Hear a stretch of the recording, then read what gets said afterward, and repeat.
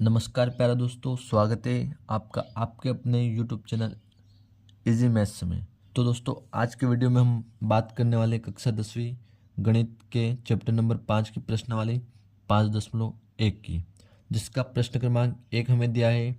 निम्नलिखित स्थितियों में से किन स्थितियों में संबंध संख्याओं की सूची एपी है और क्यों। तो यहाँ पे दोस्तों, प्रश्न के कहने का अर्थ है कि जो भी यहाँ पे हमें इसके सवाल दिए गए उन स्थितियों को हमें पढ़ना है तथा उनके लिए एक श्रेणी बनाना है और फिर हमें बताना है कि यह जो श्रेणी है समांतर श्रेणी है या नहीं है तो क्यों है और नहीं है तो क्यों नहीं है, इसके हमें जांच भी करना है। तो आइए हम सबसे पहले इसका पहला जो सवाल है उसको देख लेते हैं। प्रत्येक किलोमीटर के बाद का टैक्सी का किराया, जबकि प्रथम किलोमीटर के लिए किराया ₹15 है और प्रत्येक अतिरिक्त किलोमीटर के लिए किराया ₹8 है। तो यहाँ पे हमें प्रथम किलोमीटर के लिए जो किराया दिया गया है ₹15 दिया गया है तथा प्रत्येक अतिरिक्त किलोमीटर का किराया अपन को कितना दिया गया है, ₹8 दिया गया है। इसको हम चित्र के माध्यम से थोड़ा और अच्छे से समझते हैं यहाँ पे रफ में। तो यहाँ पे हम देखेंगे, यहाँ पे क्या एक टैक्सी है, ठीक है। इसका जो प्रथम किलोमीटर का किराया यानी यहाँ से यहाँ तक प्रथम किलोमीटर का किराया कितना दिया है अपन को, ₹15 दिया है। उसके बाद अतिरिक्त किलोमीटर का किराया कितना, ₹8 बढ़ जाता है, यानी 15 + 8, ठीक है। तो इसके लिए हम यहाँ पे श्रेणी बनाते हैं। नीचे यहाँ पे हम लिखे हैं श्रेणी। पहले किलोमीटर के लिए किराया कितना था हमारा, ₹15, ठीक है। उसके बाद 15 + 8 कितना हो जाएगा, 23। तो यहाँ पे हम लिखेंगे 23। फिर यहाँ पे अगले किलोमीटर के लिए 23 + 8, यानी प्रत्येक किलोमीटर में ₹8 जो है किराया बढ़ता जा रहा है। तो यहाँ पे 23 और 8 कितना हो जाएगा अपना, 31। तो यहाँ हम लिखेंगे 31। उसके बाद अगले किलोमीटर के लिए 31 में हम ₹8 जोड़ देंगे, तो हमारा जो किराया अगले किलोमीटर के लिए कितना हो जाएगा, ₹39। इस प्रकार से जो है किराया प्रत्येक किलोमीटर के बाद बढ़ता जा रहा है। तो इस स्थिति के लिए जो हमारी श्रेणी बनेगी वो बनेगी 15, 23, 31 और 39। इस प्रकार से प्रत्येक किलोमीटर में हम ₹8 जोड़ते जाएंगे और श्रेणी आगे बढ़ती जाएगी। अब हम इसको यहाँ पे उतार लेते हैं इसके अंदर श्रेणी को। तो यहाँ हम लिखेंगे श्रेणी। श्रेणी हमें मिली है यहाँ पे इस स्थिति के लिए 15, 23 और फिर 31, उसके बाद 39। तो ये जो श्रेणी इस स्थिति के लिए हमें मिली है। अब हमें बताना है कि क्या यह समांतर श्रेणी है या नहीं है। तो यहाँ पे दोस्तों, समांतर श्रेणी होने के लिए क्या कंडीशन होती है, यहाँ पे जो इनके पद होते हैं इनके पदों के बीच का जो अंतर होता है वो समान होना चाहिए, जिसे हम सार्वंतर कहते हैं, यानी सार्वंतर जो इनका समान होना चाहिए। तो उसको यहाँ पे उसकी जांच हम करते हैं। यहाँ हम लिखेंगे जांच। तो यहाँ पे ए हमें थोड़ा इसको ऊपर कर लेते हैं यहाँ पे हम। तो यहाँ पे ए हमें दिया गया है 15। अब हम यहाँ पे D1 यानी दूसरे पद और पहले पद के बीच के अंतर को ज्ञात करेंगे। तो यहाँ पे हम लिखेंगे D1 बराबर A2 - A1 बराबर A2 कितना है हमारे पास, 23। तो यहाँ हम लिखेंगे 23 और A1 कितना है हमारे पास, 15। तो यहाँ हम लिखेंगे माइनस में 15। तो यहाँ पे हम इनको माइनस करेंगे तो कितना आएगा, 8 मिलेगा हमें। उसके बाद हम यहाँ पे D2 ज्ञात करेंगे, यानी D2 यानी तीसरे पद और दूसरे पद के बीच का अंतर। तो यहाँ पे D2 ज्ञात करेंगे, A3 माइनस करेंगे A2 बराबर A3 है हमारे पास 31 और A2 है हमारे पास 23। तो माइनस कर देंगे 23 इसमें से। तो यहाँ पे हम 31 में से 23 माइनस करेंगे तो हमें मिलेगा यहाँ पे 8। फिर से हम इसको आगे बढ़ाते हैं और D3 ज्ञात करते हैं। D3 यानी चौथे पद और तीसरे पद के बीच का अंतर, यानी A4 - A3 बराबर A4 कितना है हमारे पास, 39 माइनस A3 है हमारे पास 31। तो इन दोनों को माइनस करेंगे तो फिर से हमें मिलेगा 8। यानी यहाँ पे जो हमें सभी पदों के बीच का अंतर जो है समान मिल रहा है। तो ये क्या होगी, समांतर श्रेणी होगी। तो यहाँ पे हम नीचे लिखेंगे। तो यहाँ पे हम लिखेंगे चूंकि सार्वंतर 8 जो कि सभी पदों के बीच समान है। यहाँ पे हमने देखा अभी सार्वंतर जो है 8 सभी पदों के बीच में क्या समान है, यानी सभी पदों के बीच का जो अंतर है वो बराबर आ रहा है यहाँ पे। तो ये क्या होगी, समांतर श्रेणी होगी। तो यहाँ पे हमने लिखा है चूंकि सार्वंतर 8 है जो कि सभी पदों के बीच समान है, इसलिए यह श्रेणी जो है समांतर श्रेणी होगी। अब हम दोस्तों इसी का प्रश्न क्रमांक 2 करने वाले हैं, जिसमें हमें दिया गया है किसी बेलन में उपस्थित हवा की मात्रा जबकि वायु निकालने वाला पंप प्रत्येक बार बेलन की शेष हवा का 1/4 भाग बाहर निकाल देता है। तो यहाँ पे हम मान लेते हैं बेलन में हवा की मात्रा कितनी है, 64 किलोग्राम है। यहाँ पे आप कुछ भी इसको ले सकते हैं, 64 ले सकते हैं, 50 ले सकते हैं, कुछ भी आपके हिसाब से इसको ले सकते हैं, ठीक है। उसके बाद पंप द्वारा प्रत्येक बार बाहर निकाली गई हवा, यानी पंप जो है प्रत्येक बार कितनी हवा बाहर निकालता है, 1/4 भाग, है ना। हवा का 1/4 भाग जो है प्रत्येक बार वो बाहर निकाल देता है। तो दोस्तों अब हम इसको चित्र के माध्यम से समझते हैं और अच्छे से। यहाँ पे देख पा रहे हैं आप बेलन के आकार जैसा एक सिलेंडर का जो फोटो हमने बनाया है, ठीक है। इसमें 64 kg जो हवा भरी हुई है और यहाँ पे ऊपर पंप लगा हुआ है जो कि प्रत्येक बार 1/4 भाग को जो बाहर निकाल देता है शेष बची हवा का। तो यहाँ पे इसको रफ में हम करते हैं। यहाँ पे हम देखेंगे इसके अंदर इसको पहली बार जो है हमारे पास कितनी हवा भरी है इसके अंदर, 64 kg, ठीक है। तो पहली बार में 1/4 भाग निकाल देगा 64 का। तो यहाँ से हम इसमें भाग देंगे, 4 से 4 एकम 4, 2 बचा 24 हो जाएगा और 4 छंग 24, यानी पहली बार में कितनी हवा बाहर निकाल देगा ये, 16 kg 64 में से। तो यहाँ हम 64 माइनस करेंगे 16, तो हमें कितना मिलेगा यहाँ पे, यहाँ हम 64 में से 16 माइनस करेंगे तो हमें मिलेगा 48, यानी अब हमारे पास शेष कितनी हवा बची है उसके अंदर, यहाँ पे आप देख पाएंगे 48 kg हमारे पास सिलेंडर के अंदर अब शेष हवा जो है बची है। अब 48 kg जो बची है उसका 1/4 फिर से ये बाहर निकाल देगा। तो फिर से हम 4 से इसमें भाग देंगे, तो 4 एकम 4, 4 दूनी 8, यानी फिर से 12 kg इसको बाहर निकाल देगा, यानी 48 किलो में से 12 किलो को फिर से बाहर निकाल देगा। तो 48 माइनस हम करेंगे 12, तो यहाँ पर जो है हमें माइनस करेंगे इसको तो 36 मिलेगा। तो यहाँ पे अब कितनी बची, 36 किलो बची है। फिर से यहाँ पे हम करते हैं इसको 36 किलो में से 1/4 भाग जो है बाहर निकाल देगा। तो 4 से फिर 36 में भाग देंगे हम, तो 4 नमे की होती है 36। तो यहाँ पे जो है 36 किलो में से 9 किलो फिर से बाहर निकाल देता है। तो कितना बचेगा यहाँ पे, ये जो है हमारे पास यहाँ पे 27 kg जो है बचेगा, ठीक है। तो अब फिर से हम लिखेंगे कितना बचा हमारे पास, 27 kg। उसके बाद फिर से इसको हम आगे करते हैं। तो यहाँ पे 27 का 1/4 भाग फिर से बाहर निकाल देता है। तो 4 से 27 में हम भाग देंगे, तो यहाँ पर जो है हमारा उत्तर जो है दशमलव में आएगा। अब हम इसका अगला पद रहने देते हैं ताकि समझने में अच्छा लगेगा। तो यहाँ पे हमें इसके श्रेणी के जो 3 पद मिल गए, 48, 36 और 27। तो यहाँ इसको हम लिख लेते हैं। यहाँ पर जो हमारी श्रेणी बनेगी इसके लिए, तो हम लिखेंगे श्रेणी, इसका पहला पद हमें मिलेगा 48, दूसरा पद हमें मिलेगा 36 और तीसरा पद हमें मिलेगा 27। इस प्रकार से जो है श्रेणी 1/4 हम हवा को बाहर निकालते रहेंगे सिलेंडर में से और आगे बढ़ती रहेगी। अब हमें पता लगाना है कि यह जो श्रेणी हमें मिली है ये समांतर श्रेणी है या नहीं है। तो उसके लिए हम इसकी जांच करेंगे। तो यहाँ पे हम लिखेंगे जांच। तो ए हमारे पास है यहाँ पे 48।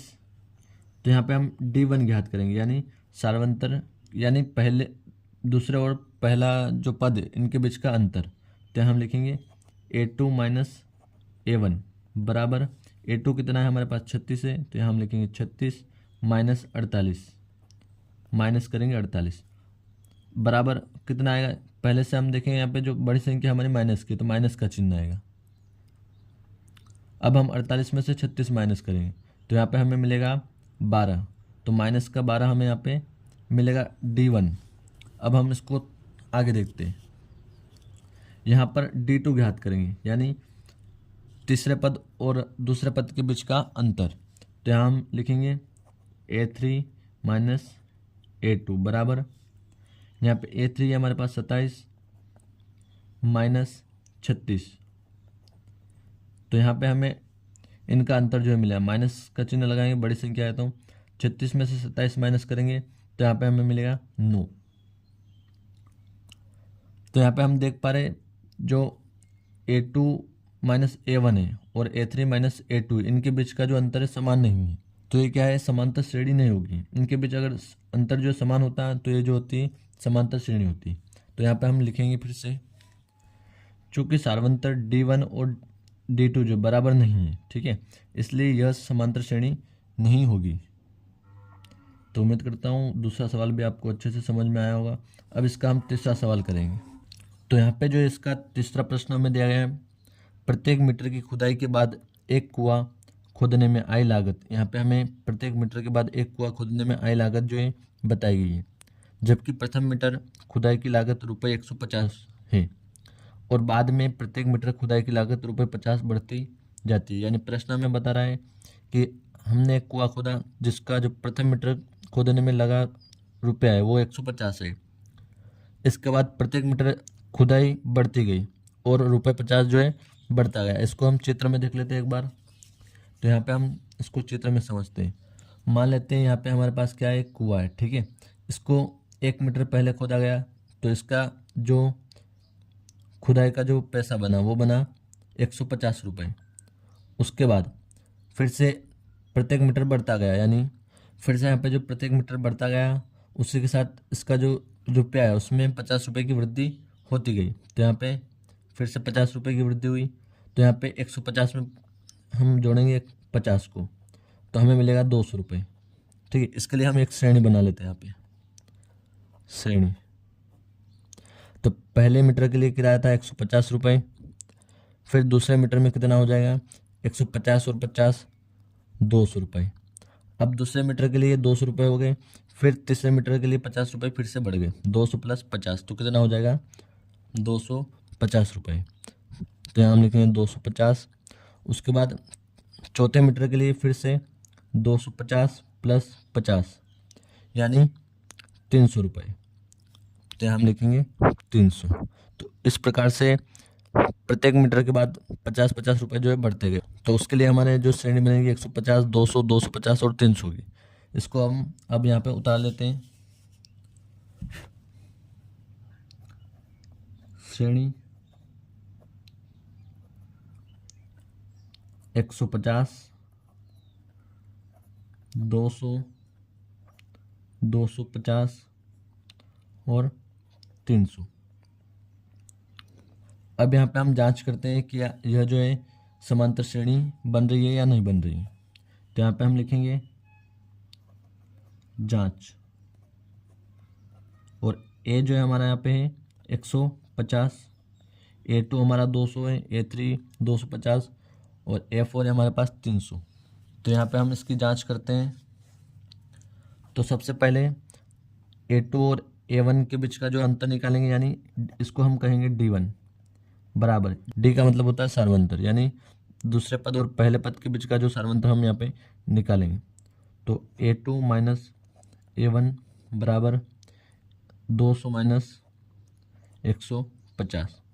तो D1 हमें मिलेगा यहाँ पे 50। अब हम D2 ज्ञात करेंगे, तीसरे पद और दूसरे पद के बीच का अंतर, यानी A3 माइनस A2 बराबर A3 हमारे पास है 250 माइनस A2 हमारे पास है 200। हम इसको माइनस करेंगे तो हमें यहाँ पे मिलेगा 50। अब हम D3 ज्ञात करेंगे, जिसमें चौथे पद और तीसरे पद के बीच का अंतर ज्ञात करेंगे।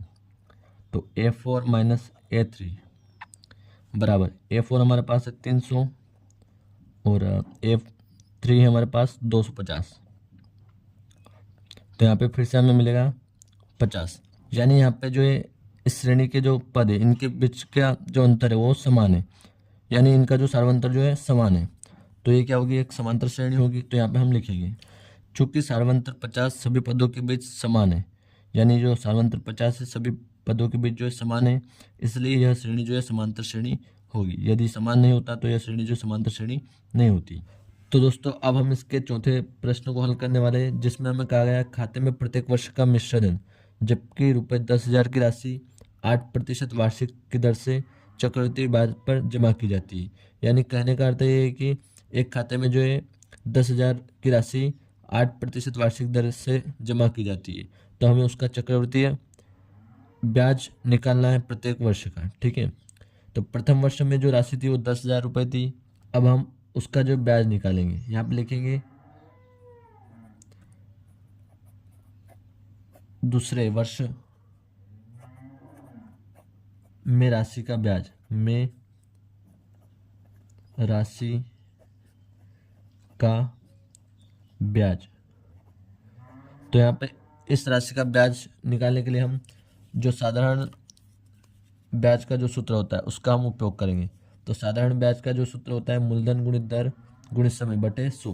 तो यहाँ पे जो हमारा मूलधन क्या है 10,000 रुपये है, तो यहाँ हम लिखेंगे 10,000 गुणे में दर कितनी है हमारी 8%, तो यहाँ हम लिखेंगे 8, और गुणे में समय कितना है हमारा 1 वर्ष, दूसरे वर्ष का ज्ञात कर रहे हैं हम तो 1 वर्ष लिखेंगे यहाँ पे, और बटे में 100। यहाँ हम 2 0 से 2 0 को काट देंगे, तो यहाँ पे जो हमें मिलेगा 100 और 8, 100 और 8 का हम गुणा करेंगे तो हमें मिलेगा 800 रुपये। यानी दूसरे वर्ष का जो ब्याज होगा वो 800 रुपये होगा। अब हमें बताने है दूसरे वर्ष की राशि कितनी होगी, तो उसके लिए यहाँ पे हम 10,000 में 800 को जो है जोड़ देंगे, तो 10,000 प्लस 800, तो यहाँ पे दूसरे वर्ष की जो राशि हमें मिलेगी 10,800 रुपये मिलेगा। ठीक है, तो इसको यहाँ पे हम लिख लेते हैं। तो यहाँ पे हमने इसको लिख लिया, दूसरे वर्ष की राशि 10,800 रुपये होगी। अब हम तीसरे वर्ष की राशि ज्ञात करेंगे, तो उसके लिए हम 10,800 रुपये का ब्याज निकालेंगे। तो यहाँ पे हम लिखेंगे, तो यहाँ पे हम फिर से तीसरे वर्ष में राशि का ब्याज निकालेंगे, यानी 10,800 का हम फिर से ब्याज निकालेंगे साधारण ब्याज के फॉर्मूले से। यहाँ पे हम लिखेंगे 10,800 गुणे दर हमारी वही रहेगी 8% की, और फिर से हम 1 वर्ष के लिए निकाल रहे हैं, तो यहाँ पे हम बटे में लिखेंगे 100। तो 2 0 से फिर हम 2 0 को काट देते हैं, यहाँ पे फिर से हमें मिलेगा 108 गुणे 8, तो 108 गुणित 8 हम यहाँ पे लिखेंगे, और फिर 108 का हम 8 में गुणा करेंगे, तो यहाँ पे हमें मिलेगा 8 8 × 64 की 4, और यहाँ पे 6, तो यहाँ हम लिखेंगे 6 और 8 × 8, तो 864 रुपये हमें यहाँ पे मिलेंगे। अब तीसरे वर्ष के लिए हमारी जो राशि हो जाएगी वो होगी 10,800 प्लस 864।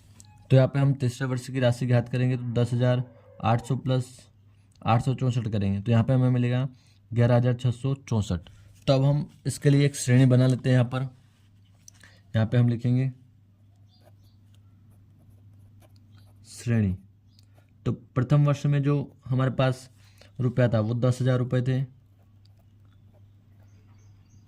फिर दूसरे वर्ष में वही 10,000 रुपये ब्याज सहित हमारा 10,800 रुपये बन गया था, तो हम लिखेंगे 10,800। उसके बाद 10,800 का जो ब्याज बना था 864, और फिर दोनों को ऐड किया तो यहाँ हमारा बन गया था 11,664। तो इस प्रकार से जो है हमारी श्रेणी बन रही है यहाँ पे। अब हमें ज्ञात करना है कि ये जो समांतर श्रेणी है या नहीं है, तो उसके लिए यहाँ पे हम जांच करेंगे इसकी। तो यहाँ हम लिखेंगे जांच। तो यहाँ पे 10,000 जो हमारा ए है, और A2 है हमारा 10,800, और A3 हमारा 11,664। तो यहाँ हम लिखेंगे ए बराबर 10,000, और फिर इनके बीच का जो हम अंतर निकालेंगे। तो यहाँ पे हम D1 निकालेंगे सबसे पहले, बराबर A2 माइनस A1, बराबर A2 है हमारे पास 10,800, तो यहाँ हम लिखेंगे 10,800 माइनस A1 है हमारे पास 10,000, तो हम माइनस करेंगे 10,000, बराबर हम 10,800 में से 10,000 माइनस करेंगे तो हमें मिलेगा यहाँ पे 800।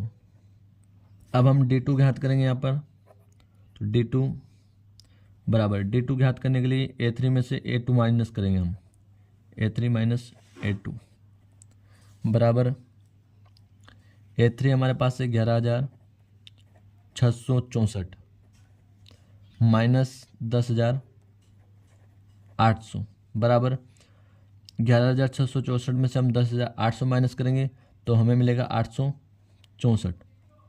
तो यहाँ पर हम देख पा रहे हैं जो D1 और D2 जो हमारा बराबर नहीं है यहाँ पे, है ना, यानी इनके पदों के बीच का जो अंतर है समान नहीं है, तो ये जो है समांतर श्रेणी नहीं होगी। तो उसके लिए यहाँ पे हम लिखेंगे चूंकि सार्वंतर D1 बराबर नहीं है D2 के, इसलिए यह जो श्रेणी है समांतर श्रेणी नहीं होगी। तो उम्मीद करता हूँ प्रश्न क्रमांक 1 के चारों प्रश्न जो है आपको अच्छे से समझ में आए होंगे। तो इस वीडियो को आप अपने दोस्तों तक भी शेयर कीजिएगा, लाइक कीजिएगा और चैनल को सब्सक्राइब कीजिएगा। धन्यवाद।